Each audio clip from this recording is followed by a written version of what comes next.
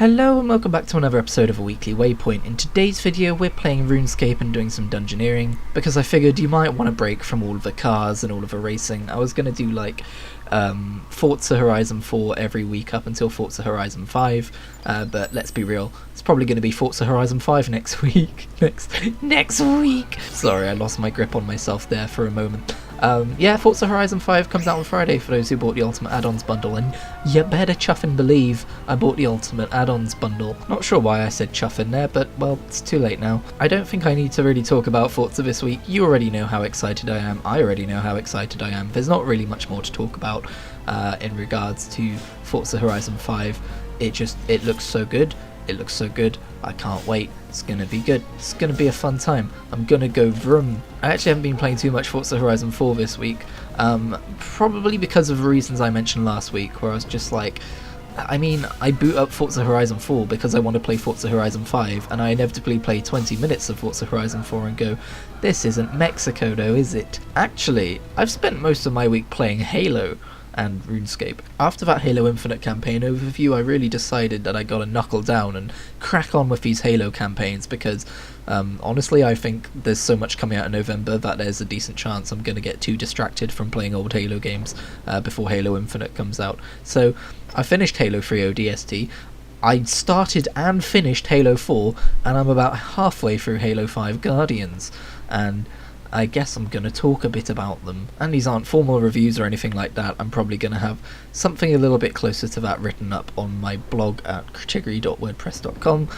like I normally do regarding Xbox games on the 10th of every month. But in terms of casual impressions giving, yeah, Halo 3 ODST, it's a good campaign. I can't remember if I talked about this already before. I mean, my video on it's gone out. You can go and watch that if you want.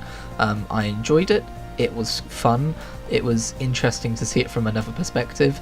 It was a bit browner than I would have liked, like it was very sepia, and I prefer my Halo more super sci-fi outer spacey, which is something I definitely got in Halo 4.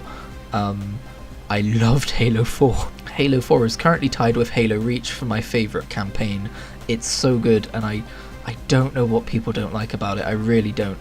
Like, sure, the Prometheans are different, but they're, in my eyes, they're like an addition which is faithful to the Halo style of gameplay. If you're shaking your head, please, like, if you got time, go give it another go.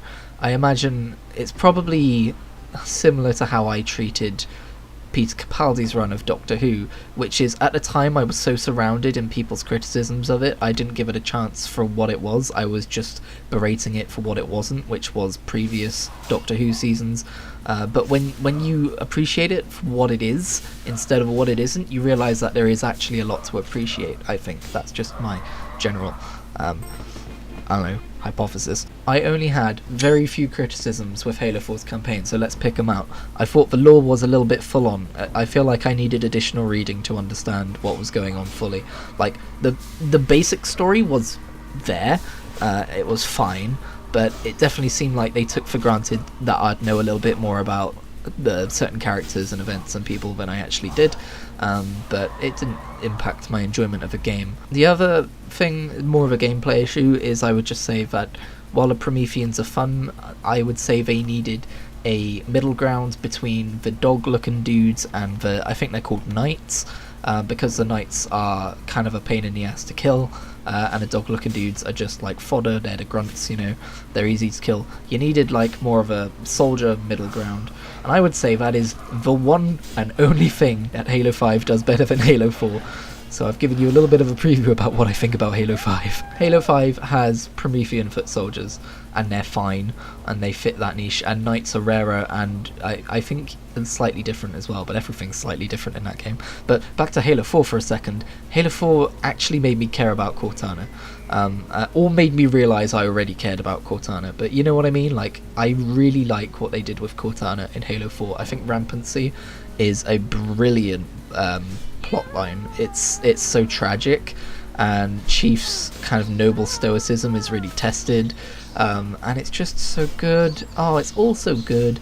The opening mission, the set piece towards the end of it, is really impressive, especially for its time. Although I keep having to remind myself, Halo 4 is almost 10 years old. It really doesn't feel like it. The gunplay feels good. The new Promethean weapons are nice and kind of snappy. I don't know if that's the right word, but I liked them for the most part. I thought the light rifle felt a little bit blunt when you hit enemies with it, but besides that, the binary rifle fucking slaps. The suppressor goes brrr. I actually really like the bolt gun in that game too, and they sadly ruined all of that in Halo 5. The bolt gun in Halo 5 sucks ass, both butt cheeks at once. So I guess we should talk about Halo 5. I'm only halfway through it, and I'll admit, the game has grown on me as it's gone on. It's not as bad as my initial first impression made it out to be, but it is very different, and I do stand by the idea that it fundamentally doesn't feel like Halo. The opening cutscene is very Star Wars prequels. I love the Star Wars prequels, okay? But like, I finally understand why people hate them. And it's because, in contrast to the rest of the series, it's just over the top. It's low stakes. It's, you know, I eloquate it much better in this upcoming blog post. I've already written about Halo 5 a bit, but it's just not Halo. The guns feel off. Master Chief talks too much. The Prometheans talk, which feels weird. Like, I get that a part of Halo is that, like, sometimes the Covenants say things, and it's quite silly, and it's fun when you hear snippets of it, or you know, I guess it is just the Covenant who talk. It's not like the Flood talk. I'm trying to think of the different enemy types here. It's not like the Sentinels talk. But the Prometheans in Halo 4, they were presented as like this mysterious digital being thing. But now in Halo 5, when they make banter with each other, they're just more dudes who look like Prometheans. It doesn't work. The guns definitely feel off.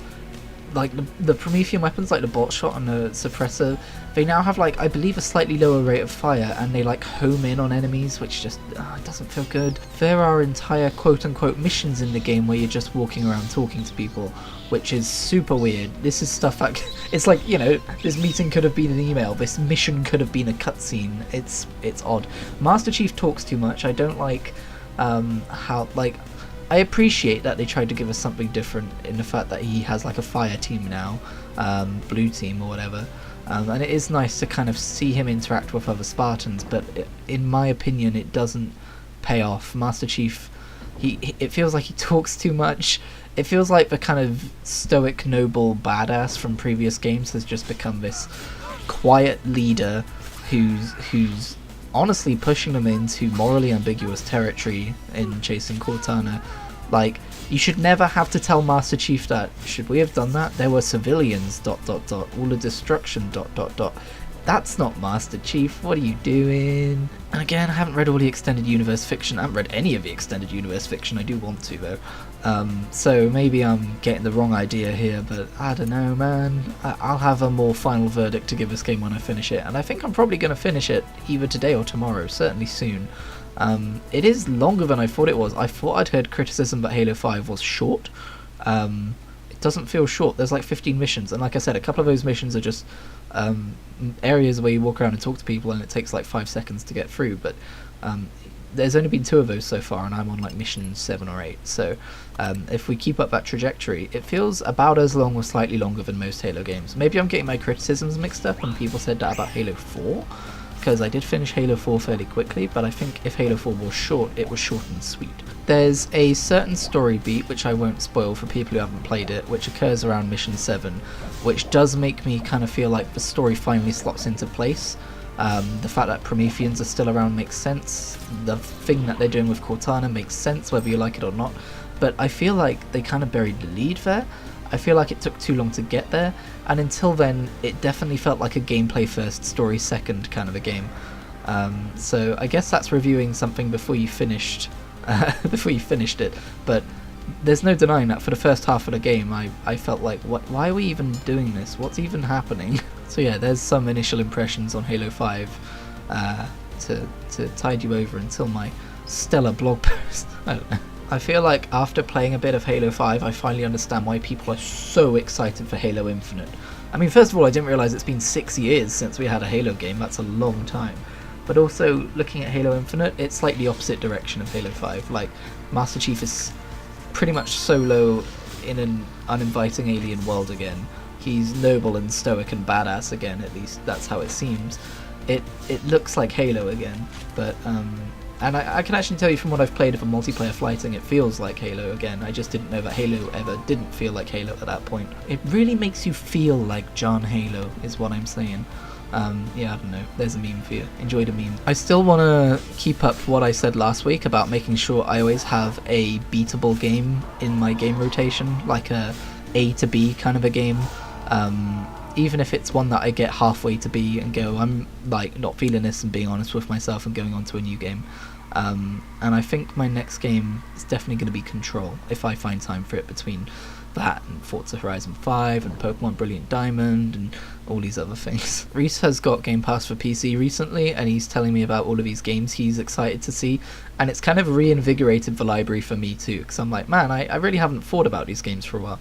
When I first got Game Pass, I was like looking at the library and like, I want to play this and this and this and this and this, but sometimes you tend to fall back on just like seeing what's come out most recently or seeing what's coming soon, and kind of forgetting that there is already a massive library of games that you're gonna like, games that you would be thrilled to see joining Game Pass that have already been in Game Pass for months, stuff like that. I'll also mention that since I've been playing RuneScape through Steam lately, I'm kind of back in the Steam ecosystem.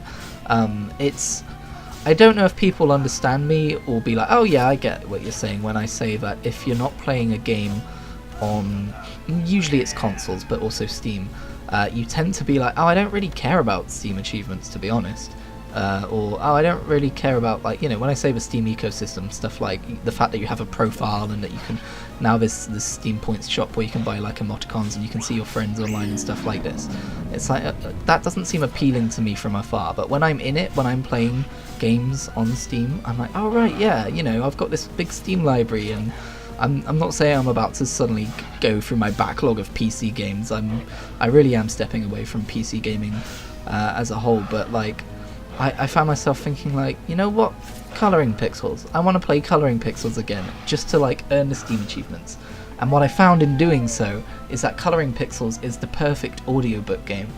And you've probably seen me play RuneScape right now. I go, Christian, RuneScape's the perfect audiobook game, what are you talking about? You can click a tree, watch your guy cut it and listen to the audiobook, it's perfect. It is, but you're watching your guy click a tree, you're watching your guy chop a tree after you click it. There's not much engagement there. And the problem with listening to an audiobook while you play a game is too much engagement and you stop paying attention to the audiobook or visualizing it. But Colouring Pixels is the perfect audiobook game because it's engaging in that you are constantly looking for the right number to colour in. If you're not aware, Colouring Pixels is a colouring by numbers game based on a grid-based numbering system. So you choose number 1 is green, you find all the blocks that have a 1 in them, you click them, they turn green, so on and so forth. By the end you have a pretty little picture. If that appeals to you, by the way, this game is free on Steam. But this is the game that I can perfectly balance doing that, so I'm not just kind of like clicking, waiting and looking out a window while I listen to the book. I'm actively engaging with the game while listening to the book, and I'm still picturing the book perfectly. I've still got my attention 99% on the book, while I'm also getting serotonin from colouring in these dumb little pixels and getting Steam achievements out of them. And honestly, when you get to like halfway through book 2, I think they call it, where it's like 100 by 100 grids, it takes a few hours to colour in, or at least depending on the amount of colours involved, it can take a few hours to do a single one, and there's lots there. So that's my recommendation for Colouring Pixels, I guess. Honestly, I felt like I was being kind of stupid for spending so much time in this game. But then I looked at the Steam reviews and I saw so many people talking about how meditative and therapeutic it is for them with their anxiety and stuff. And I'm like, oh, good, I'm not alone. I'm not the only one who likes... I mean, obviously I'm not the only one who likes Colouring Pixels. It's obviously a successful game, but you know what I mean? I felt a bit less stupid about it after seeing this. The audiobook I've been listening to, by the way, is The Fires of Heaven by Robert Jordan, aka The Wheel of Time Book 5. And my god, this series just gets better and better as it goes on. It just, like, I feel like I spent most of my Halloween just colouring in pixels and listening to The Wheel of Time. Because of course yesterday it was Halloween, wasn't it? I didn't really do anything too spooky. I did decide to play a spooky game. I played Little Nightmares, but I didn't get very far through it, and there weren't too many spooky moments, so I feel like they try and dot them out quietly throughout the game instead of having big shock factors right from the beginning. And it's a puzzle platformer, and I got a little bit stuck on one segment, and I don't have a huge amount of patience for puzzle platformers, so I didn't get too far. I played Little Nightmares for about an hour, maybe an hour and a half. So I did something spooky on Halloween, but I don't know, I don't even know if it's going to be a video. I know I put on Twitter asking, what spooky Halloween video would you like me to make? And then I put on Twitter saying, I won't be able to put it out on Halloween, but I'll record it on Halloween. And now I'm just like, I don't know if that's enough footage to be a spooky video. I don't know. We might not be getting a spooky video this year, guys, I'm sorry. Or maybe I'll play a spookier game at a random point and just have a video of me being freaked out. How does that sound? I always knew going in that Little Nightmares would be more creepy than it would be scary, but yeah, I didn't get that far through it. Most of the clips are just filler, to be honest. Well, not filler, that's the wrong way of saying it. It's less reacting to, oh god, that's creepy, and more like, so that's how I do that, you know, like little level progression clips. I don't know, I'll have a look through the footage and see if it's any good. But yeah, spent most of my Halloween doing non-Halloween related things. I also discovered a bunch of compilation videos of the funny things that NPCs say in Halo, and just spent most of the evening laughing at them with Reese. Halo's funny. Those little rare dialogue things, they're funny. They're good shit. Is it weird that I'm excited for GTA San Andreas Definitive Edition to hit Game Pass? I'm not in love with the way they've redone it. I'm not in love with the fact that they've got rid of the old versions of the games from stores and killed all the modding community for the PC stuff. I think they're a really shitty publisher, is what I'm saying, if I'm gonna be frank.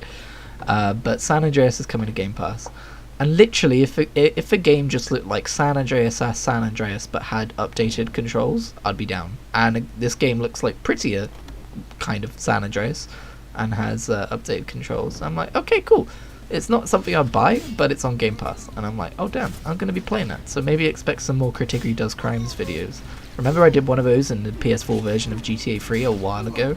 Might be seeing some more of that. I was going to go through... I was going to try and make sure I completed, because I do own the whole trilogy on PS4, that version of it. I was going to try and make sure I beat GTA 3 before going on to GTA Vice City, before going on to GTA San Andreas, but it looks like I'm not going to get that done. Again, as always, establishing major plans and goals, which I'm never going to get around to actually completing. Not that I have a habit of doing that. Listen, I just get excited and passionate about projects, and completing a series of games instead of just checking out one of them is like a thing that I do a lot, or plan on doing a lot and never end up doing. Like Final Fantasy. Final Fantasy 8 HD is being taken off Game Pass, so I never got around to checking that one. And I just kind of saw that and went, oh well. Like, I think I might be done. I don't think Final Fantasy's for me, guys. I've tried a lot of the games now, and at best they're just okay. Final Fantasy 12 was just okay, but it was also a bit archaic and not great to navigate around. Although, I don't know, I'll give Final Fantasy 15 another shot. Maybe it's just because those games are old. I played a bit of Final Fantasy 15 via PlayStation Now about a year ago, and I did really like what I played of it, so... just like how I went back to Dragon Quest 11 and made myself play more of it and really got into it, I think I can do the same for Final Fantasy 15. But as for the older Final Fantasy games, not so much. Did not expect to be talking about Final Fantasy in this video today. That kind of veered off in a weird direction, but there you have it, Final Fantasy. Thank you for watching this video. I killed the big scary monster. Yeah, I've kind of been grinding Dungeoneering a little bit because at 75 Dungeoneering you get better access to mining places. But it takes ages to get there, and same goes for Dungeoneering tokens and the Amulet of Bone Crushing or whatever, but there you go. I'll see you in the next video, thank you very much for watching.